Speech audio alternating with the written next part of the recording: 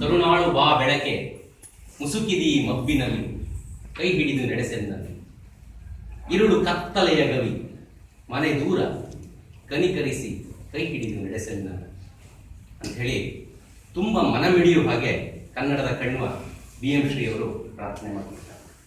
ಮಬ್ಬಿಂದ ವಾತಾವರಣ ಹೊರಗಡೆ ಸ್ವಲ್ಪ ಮಬ್ಬಿದೆ, ದೂರದಿಂದ ಬಂದಿದ್ದೀರಿ, ಮನೆ ಕೂಡ ದೂರನೇ. ಇಂಥ ಸಂದರ್ಭದಲ್ಲಿ ಭಾಷಣ ಕೇಳೋದು ಕಷ್ಟದ ಸ್ಥಿತಿನೇ. ಹಾಗಿರುವಾಗ ಆ ಪ್ರಾರ್ಥನೆಯಲ್ಲಿರುವ ಒಂದು ಒಳ ಆಳ ನಮ್ಮೆಲ್ಲರ ಒಳಭಾವನೆಯಿಂದ ಮೂಡಿ ಬರಬೇಕು ಅನ್ನೋದು ನನ್ನ ಒಂದು ಮಾತು. ಯಾಕೆಂತಂದ್ರೆ ಇವತ್ತಿನ ಸಂದರ್ಭವನ್ನು ನಾವು ಅವಲೋಕಿಸಿದರೆ ಒಂದು ಮಬ್ಬು ಕವಿದ ವಾತಾವರಣದಲ್ಲಿ ನಾವಿದ್ದೀವಿ. ಹಾಗಾಗಿ ದೀಪ ಅನ್ನೋದು, ಬೆಳಕು ಅನ್ನೋದು ನಮ್ಮ ಬದುಕಿನಲ್ಲಿ ಅತ್ಯಂತ ಪ್ರಮುಖವಾದ ಪಾತ್ರವನ್ನು ವಹಿಸುತ್ತೆ. ಸ್ನೇಹಿತರೆ, ನೀವೆಲ್ಲ ಗಮನಿಸಿರಬಹುದು, ಈ ಒಂದು ಕಾರ್ಯಕ್ರಮ ಕೂಡ ನಿಮ್ಮ ಏನು ಪೌರತ್ವ ತರಬೇತಿ ಶಿಬಿರ ಇದೆಯಲ್ಲ, ಇದು ಉದ್ಘಾಟನೆಗೊಳ್ಳಬೇಕಾದ್ರೆ ದೀಪ ಬೆಳಗಿಸಿ ಉದ್ಘಾಟನೆ ಮಾಡಿರ್ತಾರೆ ಅಲ್ವಾ? ಹಾಗೆ ಮಾಡಿರ್ತಾರೆ ಅಂತ ಅಂದ್ಕೊಳ್ತೀನಿ.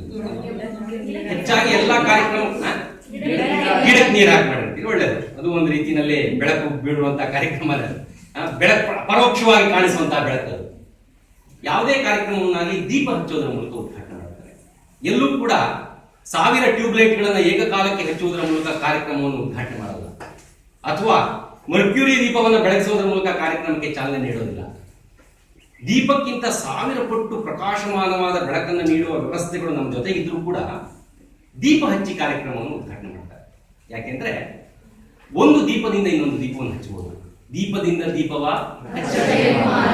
ಅಲ್ವಾ?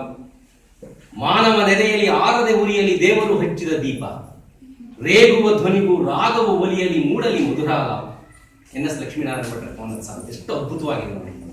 ರೇಗುವ ಧ್ವನಿಗೂ ರಾಗವ ಒಲಿಯಲಿ ಮೂಡಲಿ ಮಧುರಾಲಾಪ. ನಮ್ಮ ಎದೆನಲ್ಲಿ ಜ್ಞಾನದ ದೀಪ ಅನ್ನೋದು ಬೆಳಗಿದ್ರೆ ಎಂಥ ಕಡೆನಲ್ಲೂ ಕೂಡ ನಾವು ಪ್ರೀತಿಯನ್ನು ಸಂಪಾದಿಸಬಹುದು. ಎಂಥ ಕಡೆನಲ್ಲೂ ಕೂಡ ನಮಗೆ ವಿಶೇಷವಾದಂತಹ ಒಂದು ಆತ್ಮವಿಶ್ವಾಸ ಮೂಡುತ್ತೆ. ಆ ಶಕ್ತಿ ಇರೋದು ಬೆಳಕಿಗೆ ಮಾತ್ರ.